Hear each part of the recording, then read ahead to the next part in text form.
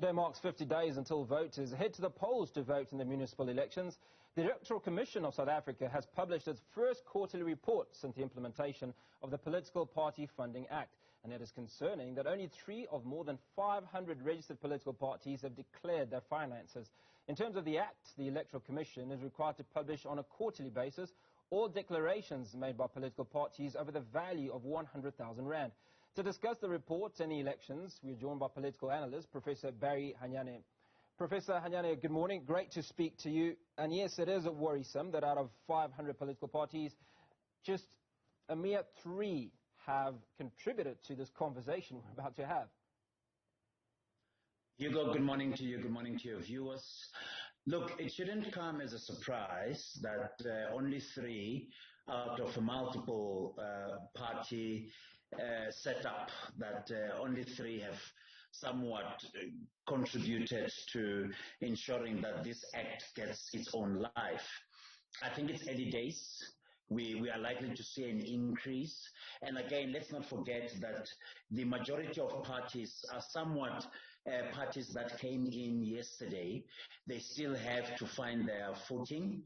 And let's give them a chance to do so and observe whether indeed this act is the way to go, or it's an act that is merely reactionary to past party political funding issues in the country.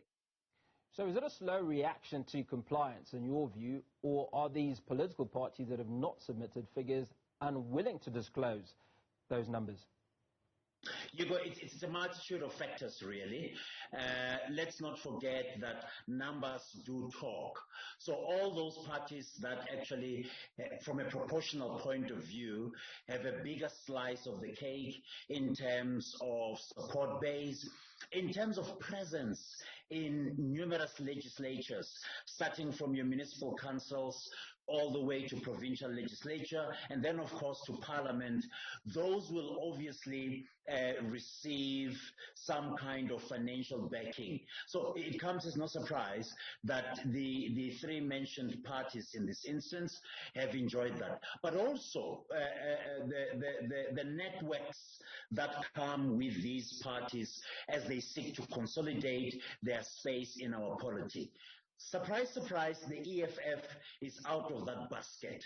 But then we'll have to keep an eye as to is this in line with its own trajectory in as far as consolidation and development, or does it reflect some kind of narrative that says perhaps donors and funders out there are not necessarily in sync with policies, with the ideology of the party in question? These are issues that, as we go forward, we need to deal with them. Now, with the election only a few days away, so to speak, are you surprised by the numbers that the political parties have received in this first quarter? Not necessarily. Look, it's unprecedented that we find ourselves in a very awkward space. Under the COVID-19 pandemic, surely political parties are finding it difficult to campaign, to go out there, look for new membership, and consolidate what they have. So all of this will somewhat influence the party political agenda, where to go, who to go, what kind of language to use, how to reach out, as I said earlier, to potential membership. So it's one of those learning lessons that I hope the majority of political parties will take cue from, and going forward they will have to adjust their modus operandi and of course the way they interact with their broader constituencies. But Professor, I mean, if we look at Mary Slack, daughter of the late Harry Oppenheimer, who's given 15 million rand to the DA, I don't presume the DA went and campaigned vigorously to a community. It was a phone call to a single individual. So naturally, these sort of sums that we speak of are not about campaigning to scores of community members, but obviously to specific individuals or organizations that have capacity to give.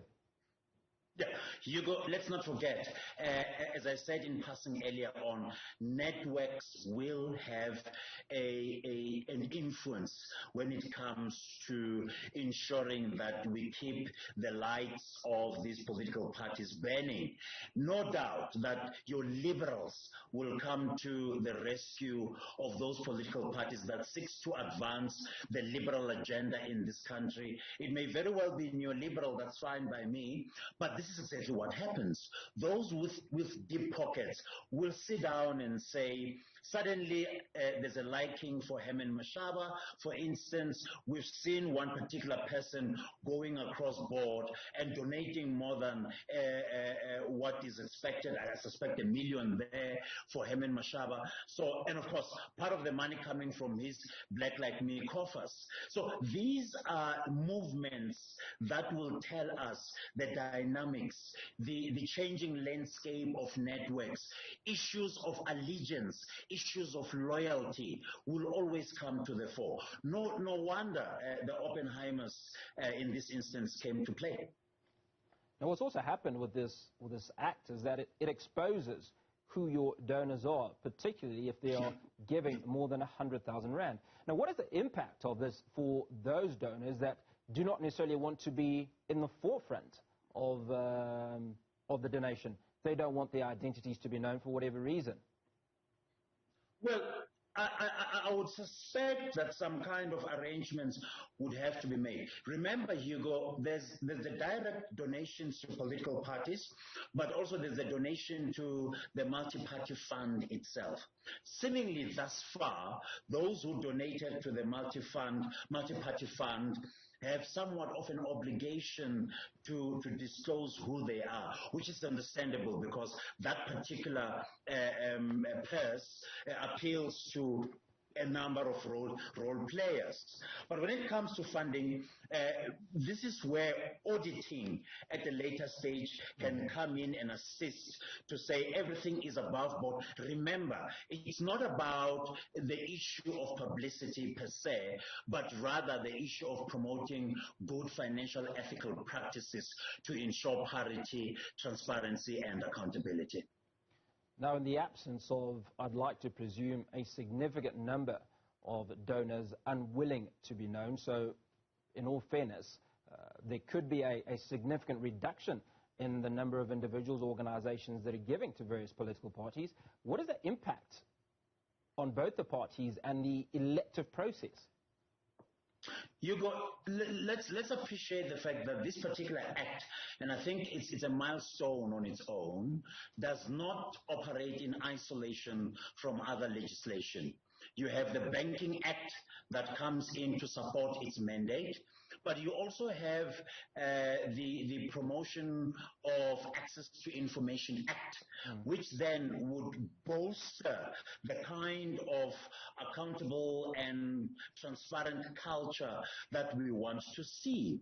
So I believe going forward, donors should not be deterred by the fact that their preferences might not necessarily be met, i.e. publishing their names, for instance. I think there is a legal way to deal and accommodate such interests and preferences. And thank goodness, our legal regime, as it were, seems to be going stronger. It's just unfortunate that it's not complemented by the concomitant expected behavior on the ground. Professor Barry Hanyane, always great to speak to you, political analyst, giving us an overview in terms of the Electoral Commission